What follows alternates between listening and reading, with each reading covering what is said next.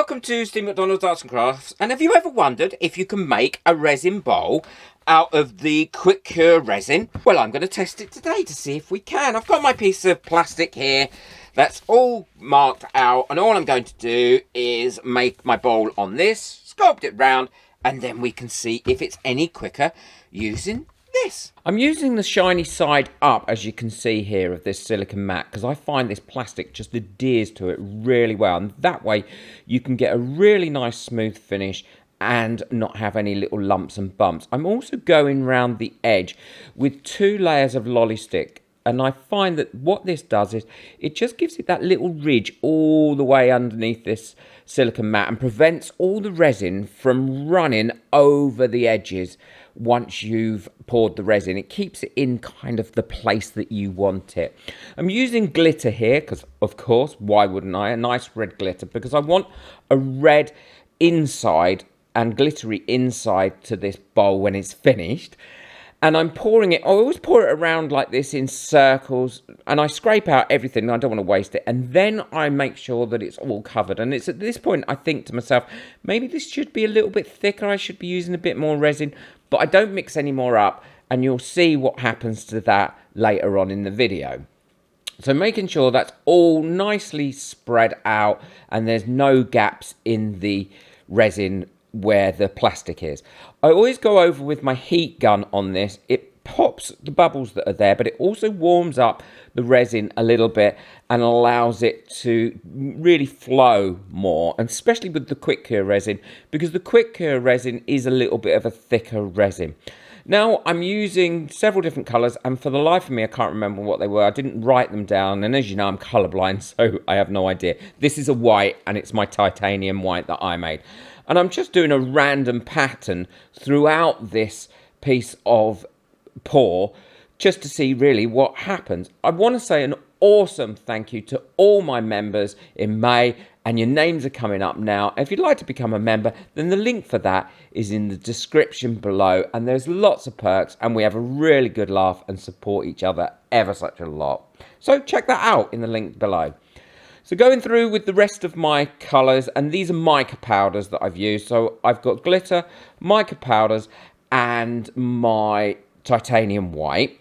And again, I'm just doing it random here because it's not going to matter too much. Because once I've put the colours through, I do then like to go back over it with my heat gun, because more bubbles will have come up, and also it helps to make the final finish a little bit smoother and blend in the colours. Obviously I've decided with this colour I didn't have enough in, so I'm just going in with a little bit more. Any resin that I have left over I never waste. I always have a mould to the side that I then use. I also want to say a massive and awesome thank you to all the people that got me a coffee last month. You knew I was feeling a little bit down. Look how many people got me coffees. Just thank you. The outpouring of love and support was just amazing. I can't tell you how much I appreciate it. So going again, blending some of these colours in with my heat gun. And as you can see, they are blended. And then when you see this after it's been sitting for about 3 hours, you'll see that they've blended in quite nicely. But some of them are still separate as well. And again, this will stop any bubbles being there and ensuring that it's a nice smooth surface. This is where I check it to make sure that heating it up hasn't moved it away in anywhere. And you can see there are 2 places where it just needs that resin pushing into it again. Because the more work and the better you get it at this stage, the better the bowl is going to be. So I've waited 3 hours with this. Now remember, this is demoldable within about 4 hours normally, this resin. And I waited 3 hours. I'm pulling it off my silicone mat, and now I'm going to mould it over the shape that I want. And all I've got here is some kitchen paper with a breakfast bowl on the top. And it works brilliantly. I mould over lots of different things, silicone jugs and all sorts of things, and they normally work really well. So this is where you can kind of design what sort of shape you want it to be in, if you want it to have a few ruffles in it, if you want it to be smooth, or how you want it. And I quite like to have a few little ruffles in mine. I'll leave that now to cure up for about 10 hours, and then I always come back and check it. And once it's ready to have the plastic removed, then I will take the plastic off it. And this will cure up really quite firm, but not fully cured within that 10 hours. So it will need to be left for a little bit longer to cure up further. This is all cured up now, and I actually moulded this over the bowl after about 3 hours, and it was a perfect consistency for that. So now it's just, it does need a little bit longer to finally cure up, because I really should have used a little bit more resin, because it is quite thin in a lot of places. But that's my kind of bad. This plastic comes off here so easy. I would definitely recommend this. It's so cheap as well. I'll link it in the description below. And I use this, I overuse it. I use this over and over again. So I'll just give this a bit of a clean, wipe it up with a baby wipe, take off any excess resin on it, and then I'll use it again. I've probably used this 6 times already. Well, there we go. We've got a nice bowl. These little bits where it was just far too thin and pulled down, we can just take those off. But we have got actually a nice little bowl there. And it's quite nicely patterned on the outside, and then one clear colour on the inside, which is, I quite like that effect. Again, you can see where it was really thin. I would pour it a bit thicker.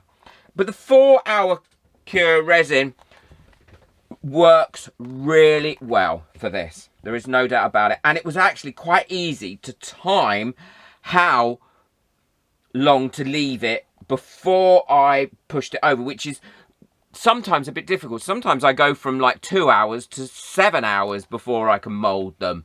But this 3 hours, and it seemed quite perfect to do. Well, this bowl is all finished now. I'm really pleased with how it came out. It was so easy to make with the quick cure resin. And it is thinner than normal, so it's quite lightweight. It hasn't gone really thick and clumpy, which is nice. And I do love the colours. And I'm going to be using this for potpourri, because I think potpourri is going to look really nice in this bowl. So there we go, that's my little potpourri bowl. Let me know in the comments what you think. Really easy to do. Definitely waiting the 3 hours before tipping it worked really well. I think if you wanted it without any like ripples and drips, you could probably do it after 3.5 hours and you'd get a brilliant result too. Please boot that like button. It really does help me to get my videos out there, and it also tells me the sorts of projects that you like. I will leave the links for everything that I've used in the description below, and if you'd like to buy me coffee just to say thank you for any of my videos, the link for that is in the description below as well. If you want to learn how to make a different type of bowl, then be sure to check out the video that's coming up next. Take care, enjoy your resin. Bye.